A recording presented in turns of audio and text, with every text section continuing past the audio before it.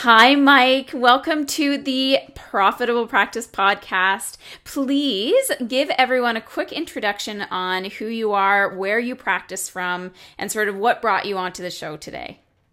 Hi, yeah. My name is Michael Stanclift. I'm a naturopathic doctor practicing in Carlsbad, California. I am really, really fascinated by the mind-body connection. And so that's a big part of my practice. And I'm always trying to bring that in with my patients. I like to do a lot of writing so that patients understand kind of that mind-body connection. And so when they can see it in that way, that's something that really helps me to kind of persuade and convince them. So I work with a lot of like entrepreneurs, parents, and retired people, and they all have this kind of common theme that they love being inspired and they like to inspire others. And so that's a big part of my practice. And the main reason why we needed you on the show today is because you kill your copywriting, yes?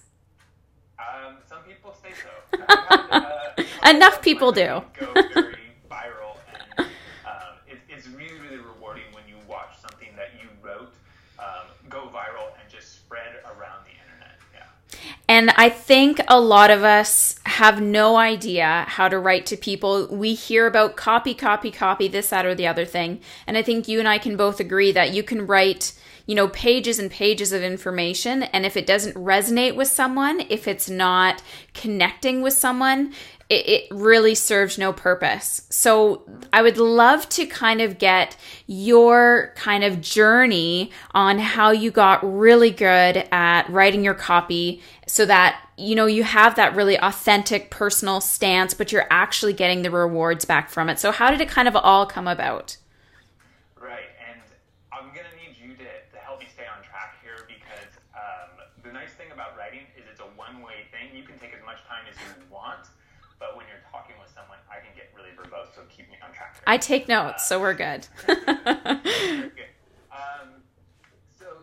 This all got started just when I was out of school. I moved over to Scotland to live with my wife.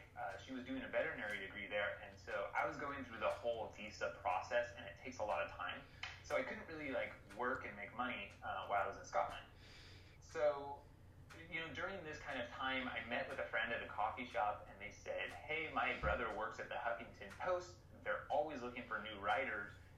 It's really easy to submit a writing sample. Why don't you do that? And I had been writing some kind of personal blog stuff as I was in medical school, so they knew that I liked to write. So that's what I did. I got in touch with the Huffington Post. I said, what does it take to write for you? This is what I do. This is who I am. And they said, yeah, that sounds kind of interesting, but really what we're more interested in is why don't you give us a piece of content and we'll have a look. So my first article with them was about mindful air travel because I was doing all of these trips, and I would sit next to people and I'd talk to them and just these cool, incredible experiences, and I'm on a long flight, so I'd meditate during it. It was taking my personal experience and putting it into words and making it something that was really valuable for somebody else was something that I wanted to really share out there. And that's the key thing that you always want to keep in mind when you're writing is this really valuable to the reader? So I wrote the mindful air travel trip or tips. I hit submit. I had no idea what this process was going to look like or what was going to happen at all. And they sent me an email the next day, and they say, you've been published, and here's a link. And I didn't have any idea what that meant. So I clicked the link, and I go, oh, yeah, there it is. And then I realized that they'd given it a really prominent spot on the page, and they find, when you go through somebody like the Huffington Post, a lot of times they'll find a picture for you to help emphasize. Yeah. Exactly, to help you get attention. So they put it at the top of the healthy living page. Wow. Hundreds of thousands of readers. So I was showing up on people's Facebook feeds, and when they would go to the healthy living page, they would find these mindful air travel tips. So people start reading it, they start sending it. And, one thing I did there, I think I shaved it down to like, here are 5 things. Sometimes people like it where it's encapsulated and it's swallowable. Yes. The capsule's this big, and can you swallow that? And you go, no. And you go, okay, well, how about if it's this big? Right. Better. So that's how it all started off. And, I got a little bit of attention, and I would write articles. So, like, when you're working with the Huffington Post, they just give you a green light, and they're like, yeah, write whatever you like. But because it's like not the New York Times, and you're not competing for real estate on a page that's limited, they'll just take, if they think your writing is okay, they'll just take anybody and go ahead and write all you want. If you're a one-hit wonder, that's fine. Mm-hmm. And if you, if you're constantly getting hits, then we're just going to put your stuff and feature it. Mm-hmm. So I would write stuff, and sometimes it would just get buried. They give you a link of like, here's where your stuff is. Good luck if anything. Yeah. That happens a lot, and as you're writing and as you're creating content, any kind of creative work, you're going to create a lot of stuff that's just not going to find the audience that you hope. But it was actually my most popular article. Had at one point, and I haven't checked it in a while, but it had something like 14,000 shares or something ridiculous, which was really, really high. And Mm-hmm. On the Healthy Living page, Andrew Weil writes there, Mm-hmm. and Dr. Katz writes there, Dr. Oz is there, all of the kind of bigger names, Deepak Chopra. And when I got this, I was like, oh my gosh, this is crazy. I'm watching it go up and up and up. And I'm like, is this normal? Does this happen? And I looked at theirs, and I was like, wow, I'm actually getting a lot of shares. This is a lot of shares for something. Yes. And it was an article I didn't want to write. It came from a very real world kind of thing, and it didn't just come like from my brain. It came from my dad. My dad asked, hey, I don't know how to explain what you do to people, really. So can you explain what a naturopathic doctor is? Because nobody really gets it. So I thought, yeah, Dad. He's like, you should write it for the Huffington Post. I think a lot of people will read it. And I said, I don't really think a lot of people will read it. But I've got time on my hands, so I will. So I wrote it, and it was really super boring. It was like really, really bland. When I read through it, it's very informational. And that's one thing, when you're writing out there, you don't want to be informational. Don't be a reporter, because there's better reporters than you. What you want to do is write something that's so valuable because you're the only person that can tell that story. Yeah. You're the only person that can tell it the way that you're telling it. And so I was like, okay, this is super boring. I'm going to spice it up, and I'm going to put stuff in here. I'm going to make fun of myself, because that's the first thing as an ND. Like, somebody's going to go and poke at you. Yeah. And go, you're not a real doctor because you don't have an MD or a DO after your name, so you're not a real doctor. And so, right away in the article, I kind of allude to like a Seinfeld episode where there's like this crazy like holistic healer, and and I kind of acknowledge that that's the gap that we're trying to do. Yes. And so, you always want to also kind of like, you want to get into your readers and make it meaningful and have some emotion in there. If you have emotion, you have a message. And it's usually memorable. I'm sorry to interrupt, but I find by you elaborating and making it unique and putting that spin on it and making it entertaining, I feel like it sticks too. So people will say, oh, did you see that article in the Huffington Post about that crazy witchcraft naturopath? But he actually made it sound legit. Like, exactly. Uh-huh. That's the thing is, our memory is tied to our limbic system. So the hippocampus is like, it's surrounded by the amygdala. So if you're going to feel emotions, it's actually going to be memorable. And that's what you want to do, is you want to put out emotion. You want your reader to feel something. Now, you as the writer, you should be feeling stuff too as you're going through here. And there's a lot of fear before you publish something. Mm-hmm. And if you don't have a lot of fear, if you read through your article and you go, yes, this is very well written, it's very solid, then you've probably written a good article for a medical journal, but probably nobody wants to read it and then come see you as your doctor. Mm-hmm. So that's one of the things people to take home is this is going to feel really uncomfortable and really vulnerable. If you get enough readers, which is hard to do, it's hard to get enough readers, but if you do get enough readers, you're going to get some critics, and when you read their comments, that stuff is going to dig into your brain, and it's going to be a new challenge for you to yes. Kind of overcome and to deal with. But it's really cool. I mean, when you see like, oh my gosh, my article got these, 20 people are going nuts about it. Well, first of all, I'm excited because 20 people that, those are 20 people I've never met. Right. They're going nuts. So I struck a chord in there. So I have like something valuable. It's like some kind of art, right? Like some kind of art just makes you go, ugh. Like, that's good. Because you know what? There was thousands of other people that loved it and that shared it and that put it on their website. And when you create something that's valuable and that people like, they'll just instinctively want to share it. Can I stop you right there and ask you a question? It's so funny that you're bringing up that point about the trolls and the naysayers, because I was actually reflecting on that at lunchtime today, and I was thinking, a lot of us are trying to hit it big. Like, we see all these people that are hitting it big online and on video and on TV and in our own community as naturopaths, and we all want to be there. But there are certain sacrifices that have to be made to get that level of status. And I think that's something that we should definitely touch on very briefly before we continue about how to deal with the criticism. Because, as you said, writing something is an incredibly vulnerable, scary thing to put out there. And I think that's why a lot of us don't want to do Facebook Live or YouTube videos or blog, because number one, we don't know what to write about because we don't think anyone's going to read it. And number two, we're scared shitless that someone's going to actually read it or watch the video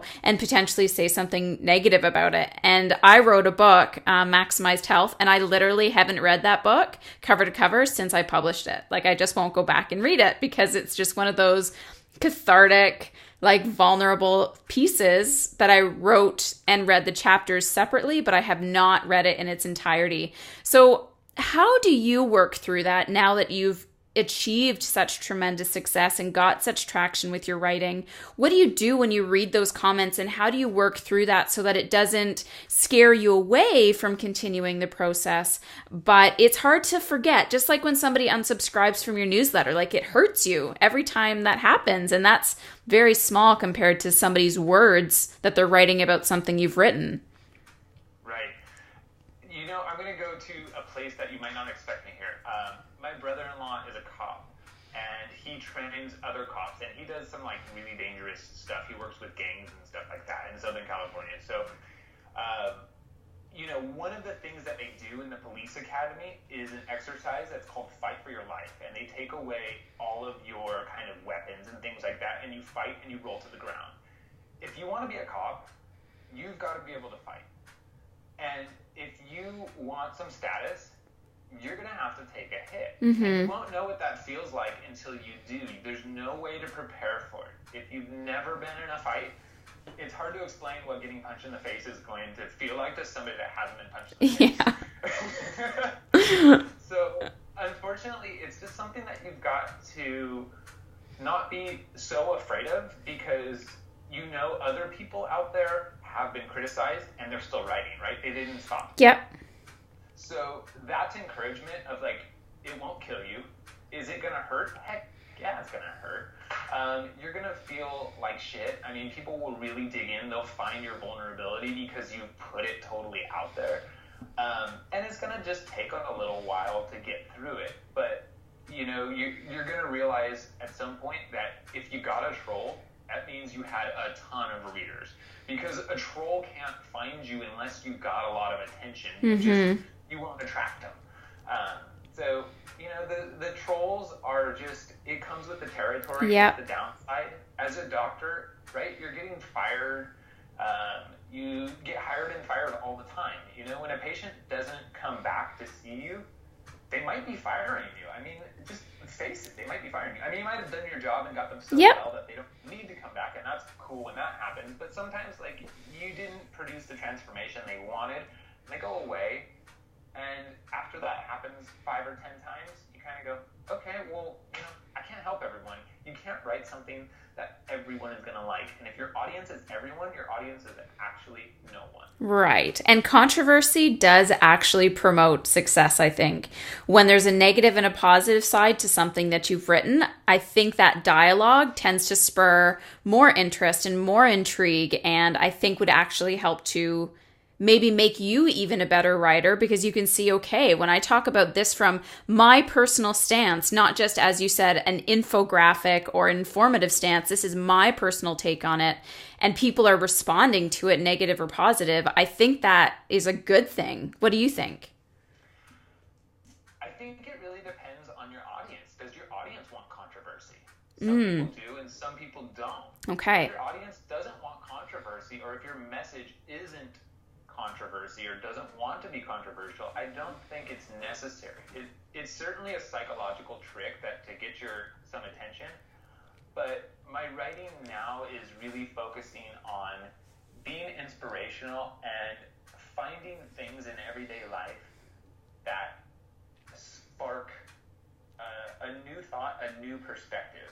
What I'm trying to show my patients and what I'm trying to bring into them is I want them to live a mindful life, because I know it's going to make them happy. I know that they're going to get into a healing place if they do that. And I want to show them what that's going to look like from the inside. And I can talk all day about, here's the mindfulness thing, it's really easy to do, you should do it this many minutes, here's how to do it. But if I can't show them what that result is going to be, well, who wants to hear about that anyway? Because that's going to take a lot of effort. But if you start seeing like, oh, wow, this little thing that you did, you really enjoyed your vacation more. You really, you went to this family event and there was something, going on that you didn't like, but you were able to find something nice that you did, and you got a lot of happiness, a lot of meaning. At the end of the day, that's the valuable stuff. Now, so I don't think controversy is necessary. Fair enough. And I don't think I was saying that it had to be there, but I was just saying when you write something and you're coming from a personal perspective, often there's people that aren't going to agree with you. And I do find that sometimes that dialogue, like the comments, and someone will be like, no, and they'll be like, yeah, and then, anyways, that was kind of where I'm coming from. But I do appreciate that because, and this is something, again, that I was thinking about, is I'm really thinking about with my messaging, am I getting enough of my personality across? Am I really speaking authentically with my group, or am I speaking just the way that I want them to read it? Do you know what I mean? And I would love for you to touch on the differences between how people think they should write versus that authentic, personable touch that people actually want to read. Right. So I think most doctors and a lot of NDs as well, especially, they want to write and they want to be informational. Mm-hmm. They want to be a professional, like a medical authority. And you still need to come across as a professional. But like you learned in school, a little bit of self-disclosure goes a whole long way. Now, if you're willing to, go out there and tell everyone that you went to Las Vegas and you got totally hammered and then something great came from that, that they could learn from, go right ahead. But you might want to leave that part out. You might want to disclose something that's not quite so vulnerable or potentially damaging to the reputation. So you still got to maintain that professional veneer. But what you're trying to do is to show them, look, I'm a human, and I make mistakes, and I have feelings, and I'm really not afraid to talk about those feelings. And the other thing I think that we're really, really afraid of in our writing is to touch on feelings other than excitement and happiness. Yes. And those are trickier subjects, I think, to write on, because it's harder to get somebody to want to read them. But here's what I do. I put my stuff, what I've started to do, I put it in an email, and then I send out those emails every week. And so it's coming to you in the privacy of wherever you are. It's on your phone or it's on your desktop. So when you're reading that, it's really safe to kind of go to those places and to touch on it.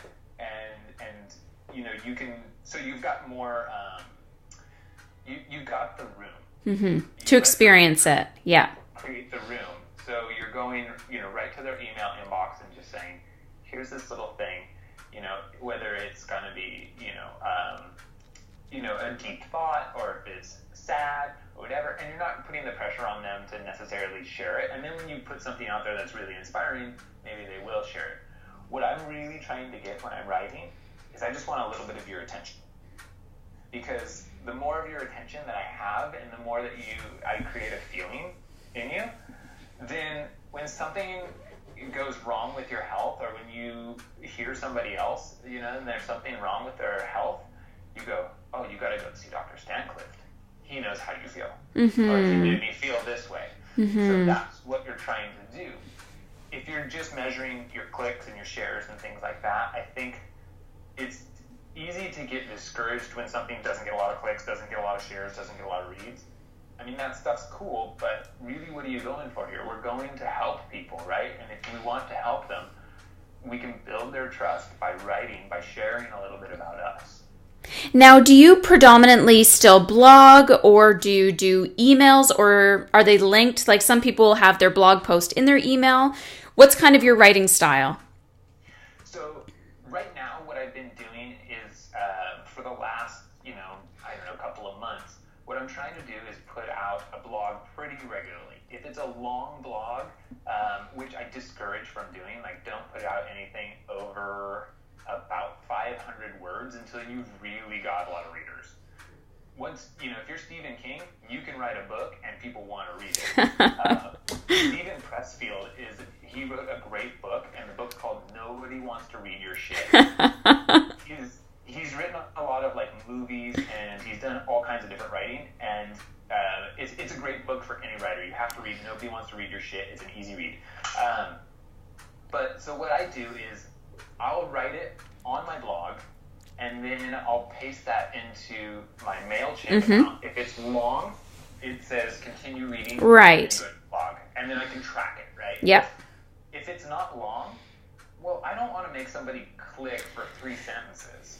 So I just put it right there, and here it is. It's in your email, and you know what? A lot of people save them, and when they come in the door, they want to talk about it, and it opens up these conversations. It gets you to this deeper place, and you're already, you've already kind of lowered their defenses right away, and that's a really good thing for getting valuable medical information and for helping them to make the change that they want to make. I so agree with that. And I still have patients that will respond and say, I needed this today, or thank you so much for sending that to me, or, I got your email last week and I'd really like to, do this or do that, something that you talked on.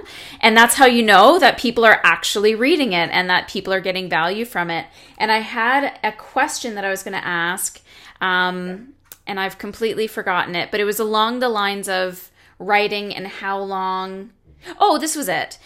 Do you feel that writing your emails like that morning gives more of that authentic, almost like a diary journal perspective, or do you put a lot of thought into your writing? And the reason why I ask is this, because sometimes it sounds like when I get certain people's emails, I'll be reading it and I'm like, man, I feel like she was just writing this over coffee this morning and she just wanted to let me know how she was feeling. Where do you find your best writing comes from? It's going to be different for every piece. It's going to be totally different for every piece. I think of it like a meal. Like writing, it's living, it's fresh, right? So it's got to be fresh. You don't want to package it up and deliver it 3 months from now. Now, that said, people are reading stuff that I wrote on the Huffington Post years ago and coming in, they said, I read this, I want you as my doctor. Mm-hmm. So it's fresh for them, but it's something that I can continue to do because it's fun for me too. Mm-hmm. It's enjoyable when I put it out. So I think of it like a meal. Some meals are you can prepare it in 20 minutes. And some meals, they take days of preparation and marinating and all of this. So the big, the answer to that is write a lot, see what comes out. Whatever I start with is never, ever what I publish. Never. Mm-hmm. I started this morning's email, and I was going to write, I think, on the topic of generosity, because we just had our baby shower, and our friends and family were so generous. And you know what? I was starting to write on it, and I started to search, are there studies about how generosity improves your health? And it was like, now I'm being a reporter. This is weird. I don't want to do it. I changed it, and I wrote about this experience of throwing rocks into the lake with my 5-year-old nephew. He says, "Can I throw rocks into the lake?" And agreeing to that, he was like, "Oh, what? We could throw rocks in the lake." And then I took him down there and I said, "Have you ever seen a rock skip across water?" And I showed him how to skip a rock. And it was just like this incredibly powerful thing, and it just led to all these insights on what he's learning and what we're thinking about, all of that. So yeah, it was really fresh. And then sometimes I'll work weeks on an article before I'm ready to publish. What you want to do is you want to publish just before it's perfect. When you go, this is almost there, boom, it's ready to go. It's ready to go. Because if you're trying to get it perfect, you're never going to publish. And what's important is sharing what you have inside, not that it's perfect. People will know when they read it that you're a person, and that it's not, and that it can't be perfect, that there might be flaws, there might be mistakes, and you can build on that on your next writing. What you don't want to do is publish something that you haven't looked at a second draft of. You don't want to publish off the top of your head unless you're really, really good and all of your readers really appreciate that point of view. I think another thing I would, advocate as a resource is, if you aren't subscribed to Seth Godin's daily blog, you need to be. He writes a blog, it comes to your email every single day, and he's a huge source of inspiration because he's talking to the world of marketing and entrepreneurs, but he's doing it from a very similar perspective from what I'm doing it. I just have the bent that I'm a doctor. And he does it in a paragraph. Isn't it just a snippet? Every single day, quick, quick read, move on with your day, but it's deep. And that's the cool thing about writing, is it might take me 2.5 hours to write something that's 4 sentences. But when it comes out, it's a beautiful 4 sentences. Yeah. Okay? It comes out, you read it, and you go, "Oh, that's really nice." You cut down to the point. Yeah, I spent 2.5 hours shaving that down from 1,200 words to 200, and I'm doing that for you. I'm doing the work for you on that part, and that's what you're doing for your readers. You don't want to make them do all the drudgery of reading through it to get to the point. You've got to keep their attention. Stephen Pressfield talks about that in that book because he's writing movies. And to keep somebody's attention, you got to keep ratcheting up stuff until you get to the climax. So you're writing, he talks about writing in kind of this classic 3-act kind of play, really, and it's got to have the intro. There's got to be a little bit of intrigue there, right? That hints at what the climax might be. Yeah. And then you're building up until you get there. And once you get to the climax, finish it. Just finish it. Yeah. So don't keep going on. You're done. You've told your story. You've made your point, and it's just like a joke. As we're telling a joke, you're building up to the punchline, and then punchline, and boom, it's over. Yeah. Don't keep going. Yeah.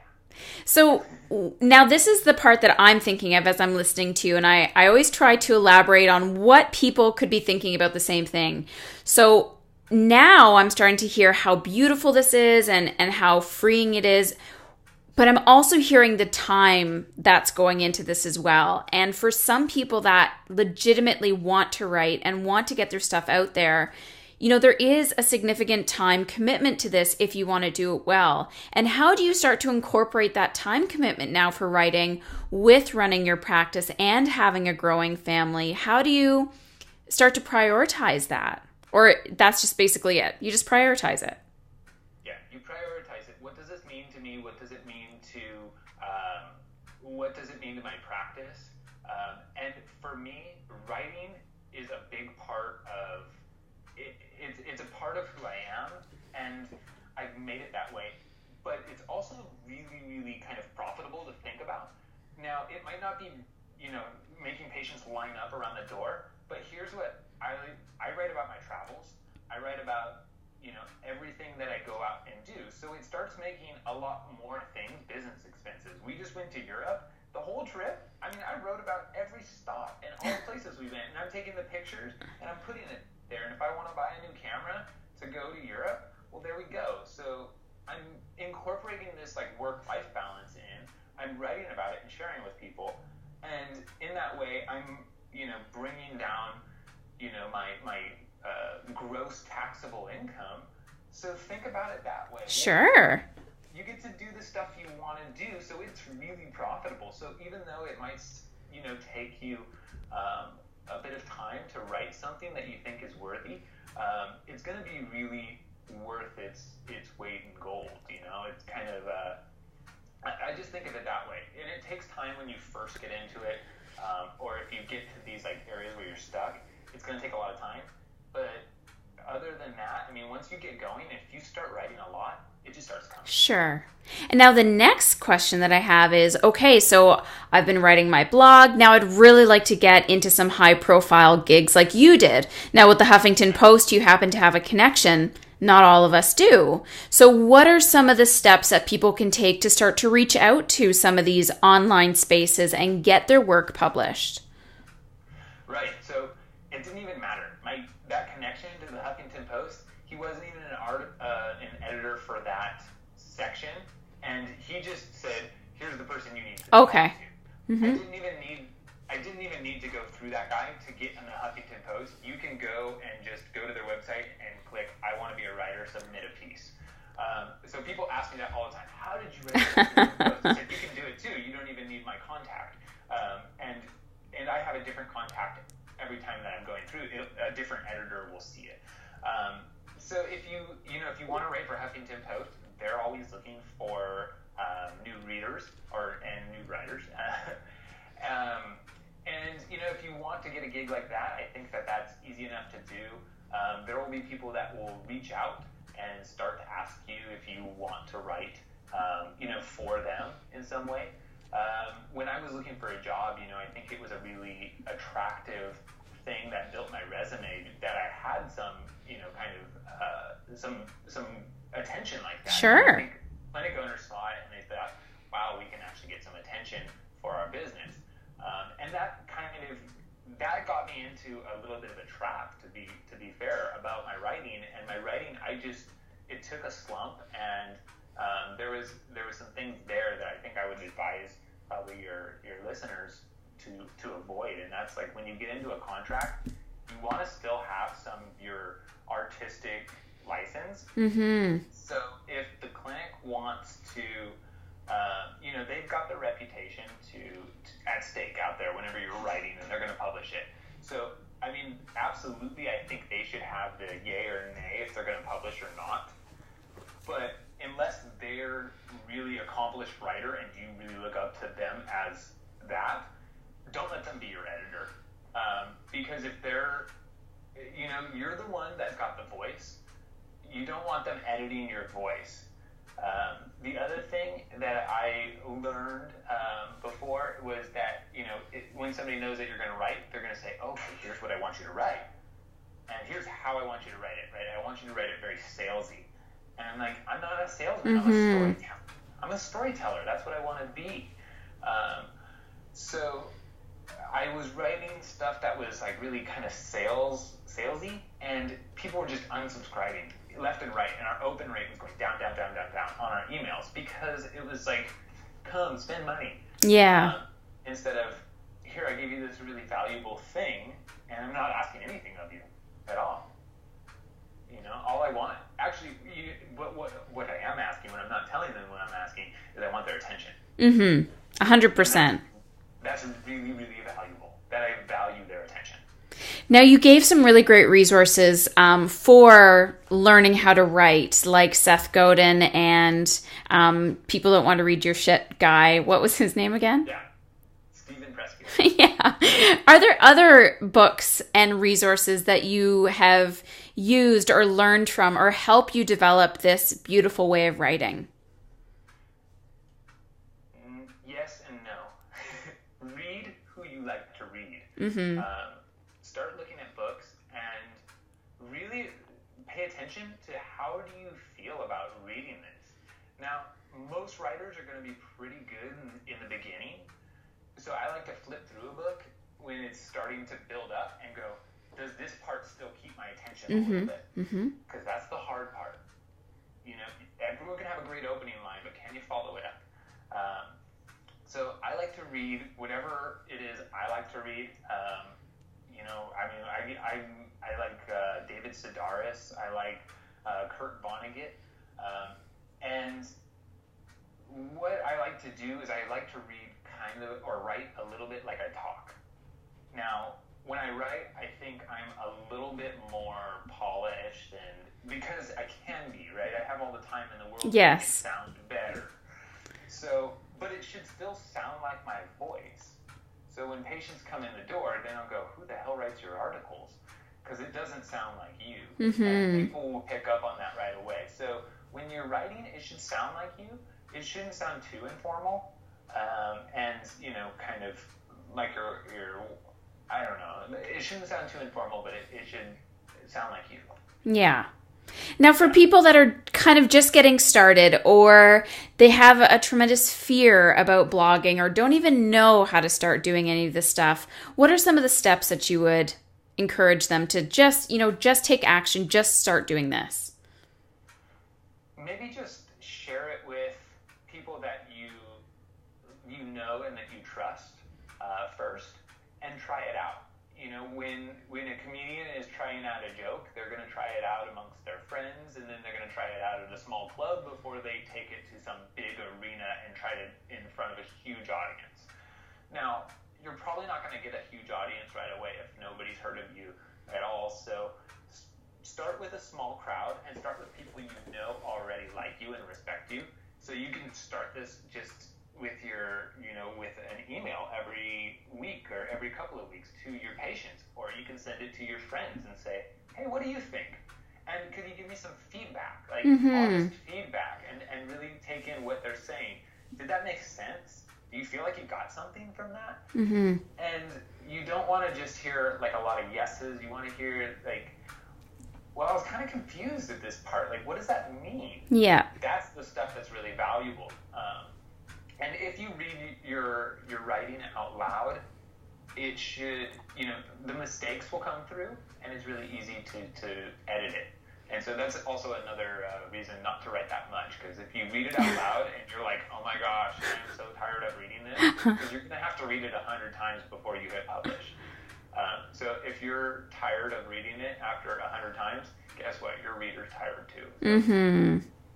Any other like cool tips like that? Because these are things that I wouldn't even think about. Like for me, I write, and then I hit publish and I send it. These are just my emails. Like I don't blog all that much.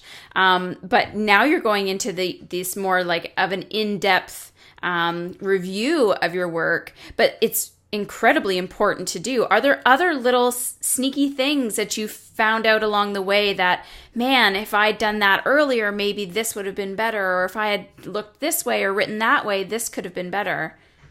Right.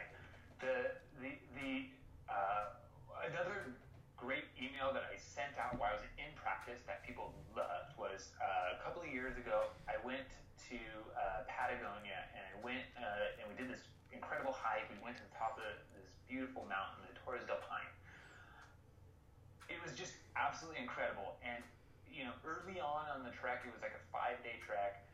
Early on in the very first day, I had hurt my foot, and it was just so incredibly painful. And I used a mindfulness technique to kind of get me through it, to just kind of numb the pain and dull it, along with some other cool naturopathic stuff and stuff that doctors do. But I used the mindfulness trick, and it works really good. And so what I did was, when I came back, I wrote that article about what I did. I included a picture of where I went and how it helped me. And people just loved it. They were talking about it for months when they were coming. Wow. So sharing something that's really, inspiring and that really stands out in your life is a great way to kind of capture people's attention. But you always want to make it about your reader. Don't make it about you.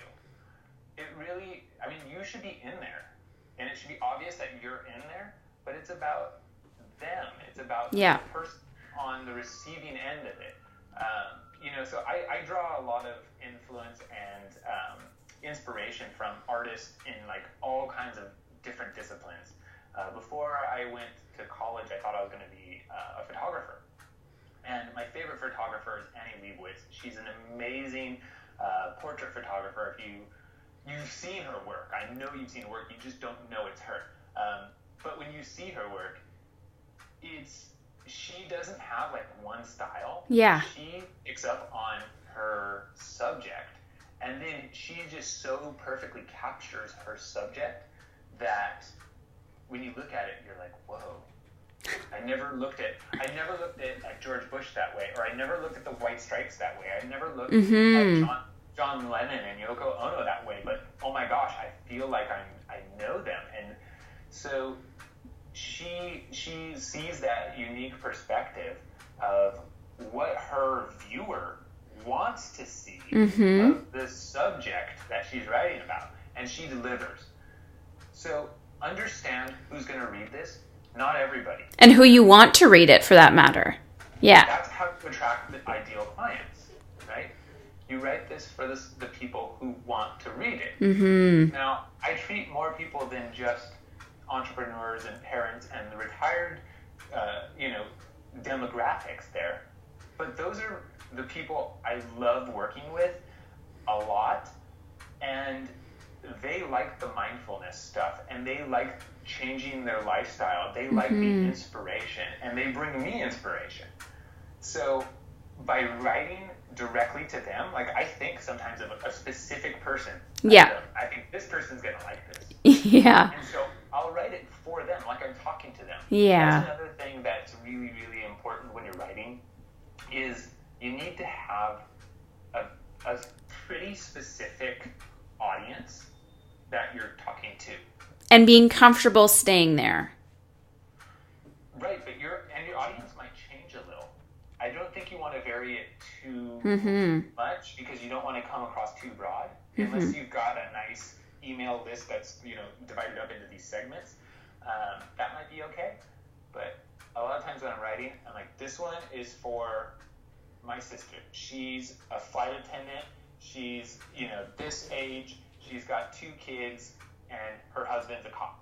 That's who this is for. Yeah. This one is for this guy that comes to my practice, and he's a retired professor, and he's going to geek out on this certain aspect of what I'm going to write about.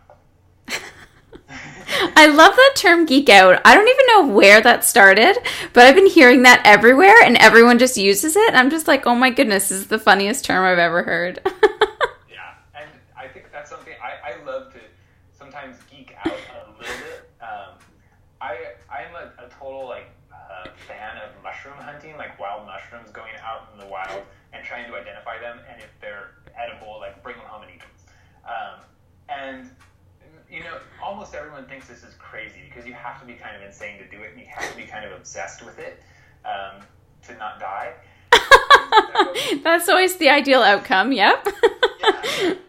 So, but I write about it, but not from the perspective of another mushroom hunter necessarily. Of, hey, here's this weird thing that I do. What kind of weird thing do you do?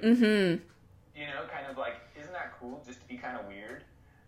Because I think people like that permission to be weird, and so if you express that, or whatever your view is that you think somebody needs to hear, you put that in your writing and find that way that you can say it, and find the way that only you can say it. That's what's really valuable. That's what makes somebody want to read your writing, and not just go to the Huffington Post and look for the 5 foods you can eat to lose 5 pounds in 2 weeks or whatever. Yeah. I love this. You are so insightful on this, and I'm just eating it up, and I think it's so fabulous, but it's so easy, but no one has ever explained it in such a wonderful way that you just did over this call.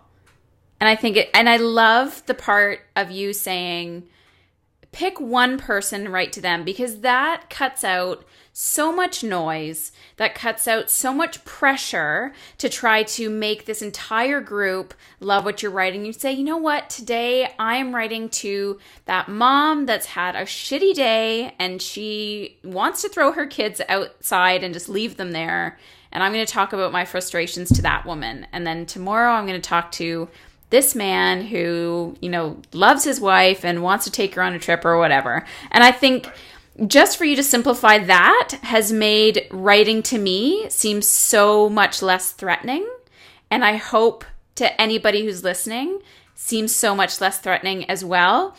And also the idea of length, because I think people get so caught up in these 1,000-word articles. And to be quite honest with you, I've been asked to write for different magazines from a naturopathic perspective, and they're asking 600 words or more. And I'm like, I can't. Like, I'm tapped out at 500. I don't have the capability to keep rambling on, because I'm kind of right to the point. This is what we're talking about. This is kind of how it is.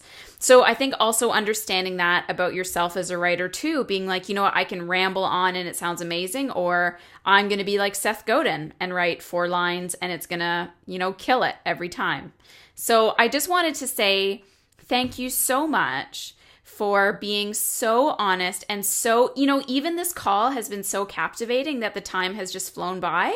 And I've just been like enthralled in listening and watching you speak, because you do it with such a passion. And I think it's fabulous. So I just wanted to thank you for making such a daunting task seem not so scary, to me at least. Right. And I know you get it, but I want to make sure that your listeners get it too.